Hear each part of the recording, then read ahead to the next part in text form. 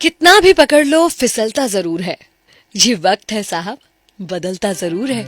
94.3 my FM से मैं हूँ विनी आपके साथ, और चलो आज कुछ अच्छा सुनते हैं। सुनाती हूँ आपको कपड़ों के एक व्यापारी राघव की कहानी, जिसकी जाने माने मार्केट में अच्छी खासी कपड़ों की दुकान थी और काफी सालों से वो कपड़ों के व्यापारी थे। एक समय तो ये आलम था कि शहर में किसी को भी किसी प्रकार के रेडीमेड कपड़े चाहिए तो पहले राघव भाई की दुकान में आया करते थे। उनके एक मित्र थे जो कि प्रोफेसर थे। एक दिन प्रोफेसर साहब का मार्केट के आसपास से गुजरना हो रहा था, तो उन्होंने सोचा कि चलो अपने व्यापारी मित्र से मिलता चलता हूँ। वो उससे मिलने के लिए उसकी दुकान पर पहुंचे। कुछ बातचीत चल रही थी, इतने में प्रोफेसर साहब ने कुछ नोटिस करा और राघव से कहा कि क्या बात है राघव भाई, तुम्हारी दुकान में स्टाफ भी कम नजर आ रहा है, स्टॉक भी कम नजर आ रहा है और ग्राहकी भी कम नजर आ रही है, सब ठीक तो है ना? तो राघव भाई ने बहुत ही चिल अंदाज में जवाब दिया कि हाँ, ये सब तो चलता रहता है, सब ठीक है। तो प्रोफेसर साहब ने कहा कि नहीं, तुम्हें ध्यान देना चाहिए, कंपटीशन बढ़ गया है, मार्केट बड़ा हो रहा है, तुम्हारे बिल्कुल आसपास कुछ और कपड़ों की दुकानें खुल चुकी हैं। लेकिन राघव भाई बहुत चिल थे, उन्होंने कहा अरे अरे, ये सब तो होता रहता है, कोई बात नहीं, चल रहा है, सब अच्छा है। प्रोफेसर साहब भी मुस्कुरा दिए और उन्हें न्योता दे गए कि संडे को प्रोफेसर साहब के घर राघव जी चाय पर जरूर आए। राघव जी ने कहा जरूर आएंगे। संडे को तय वक्त पर राघव जी प्रोफेसर साहब के घर चाय पर पहुंच गए। चाय बनाने का आदेश दिया गया कि भाई चाय लाई जाए दोनों मित्रों के लिए, और तब तक प्रोफेसर साहब ने कहा कि चलो मेरे साथ मेरे घर की लैब में चलो, तुम्हें एक बहुत ही इंटरेस्टिंग एक्सपेरिमेंट दिखाता हूँ, एक प्रयोग करके दिखाता हूँ। राघव जी भी चल दिया कि चलो प्रोफेसर मित्र से कुछ नया सीखने को मिलेगा आज। लैब में गए और प्रोफेसर साहब ने गर्म पानी का जार लिया और गर्म पानी के जार में एक मेंढक को डाल दिया। जैसे ही मेंढक गर्म पानी में छोड़ा गया, मेंढक को गर्म पानी बर्दाश्त नहीं हुआ और वो छलांग लगाकर बाहर निकल गया।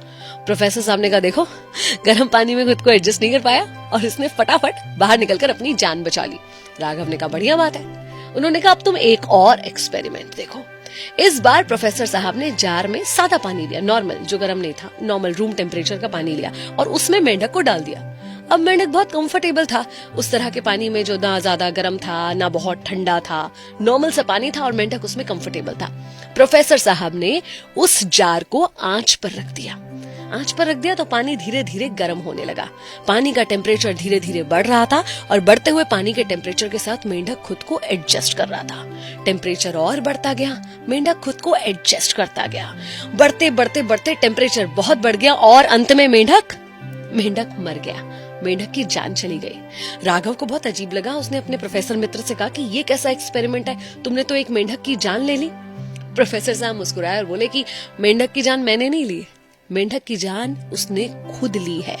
क्यों नहीं सही समय पर वो पानी से बाहर निकला, क्यों वो एडजस्ट करता गया।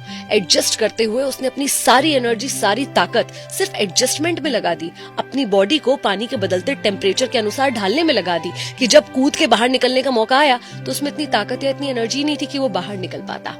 और प्रोफेसर साहब ने राघव से कहा कि कहीं तुम भी यही तो नहीं कर रहे हो? ऐसा ना हो कि एडजस्टमेंट करते करते, खुद को माहौल में ढालते ढालते जिस दिन उस माहौल से बाहर निकलने की नौबत आए तब तक तुम में शक्ति या ताकत ही ना बचे। हम सब कहीं ना कहीं, हमें पता भी नहीं चल रहा होता कैसे कब खुद को एडजस्ट कर रहे होते हैं, कोई घर में, कोई परिवार में, कोई बिजनेस में, कोई ऑफिस में। कई बार ऐसा लगता है कि हम एडजस्ट कर रहे हैं क्योंकि ये तो पार्ट ऑफ लाइफ है, लेकिन ये ध्यान रखिए, एडजस्ट कीजिए मगर हद से ज्यादा कभी मत एडजस्ट कीजिए। अपने अंदर की एनर्जी को, बदलाव लाने की एनर्जी को हमेशा अपने पास संजोकर बचा कर रखिए। 94.3 माय एफएम से मैं विनी, चलो आज कुछ अच्छा सुनते हैं।